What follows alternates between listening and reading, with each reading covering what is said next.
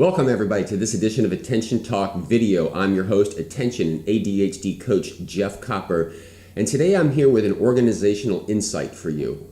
Often those with ADHD are trying to find a system to get organized, and they're going about it and they don't recognize obstacles that are kind of getting in the way sometimes.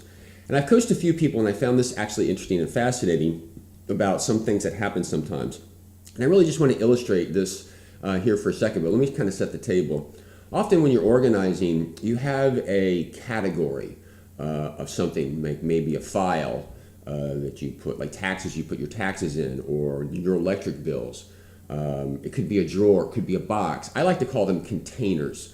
It's a big term that it can mean anything that would actually hold something, and many times it's related to a topic or category. So I have a little table here that I'd like to kind of outline something here. I've got have to use my glasses here a little bit. We've got a tax folder for your taxes. We got a utility folder for utility bills. We have an electric manuals folder for the manuals, like your TV or your computer or your iPod or something like that. And we have a medical claims folder. It could be in a filing cabinet, could be in a box. Any kind of container will do. So when a W-2 comes in, it clearly goes into the tax folder because it's related to your taxes. An electric bill would clearly go into the utility folder. And a computer manual would go into the electronic manual folder. But if you have a medical claim, in some situations, that medical claim would go into the medical claims folder. But it also might be something that you would use for your taxes. So here's a situation where it actually go in two places.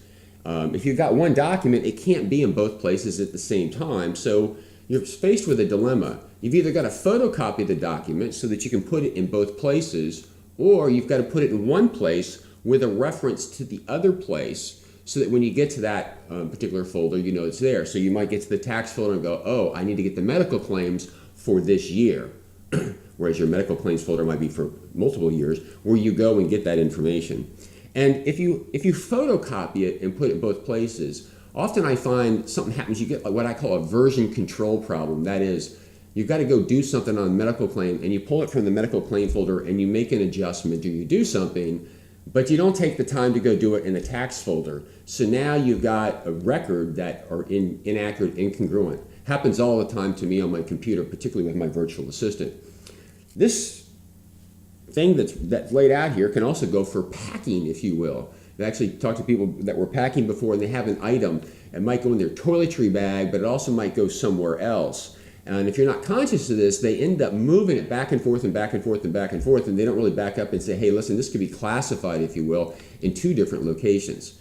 It kind of can't be there in two times, but my suggestion is you actually acknowledge that that's the case. Sometimes if you're packing, you've got to buy two of them so that they're both in both locations and you don't have to think about it. Or you got to make reference to one or the other, which can be tricky, by the way, because if you open one bag and you've got to get it from another bag, that friction, what I call it, can be a barrier to actually kind of go out and getting it.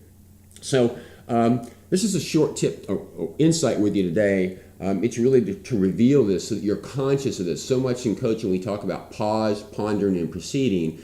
And if you pause and notice this is an issue, you can make a conscious choice on how it makes sense for you to deal with it and be able to move forward. So we hope that you found some insight in this simple organizational tip. And to learn more and get some more great tips, subscribe to Attention Talk Video at the button right here below. We hope you've enjoyed this episode.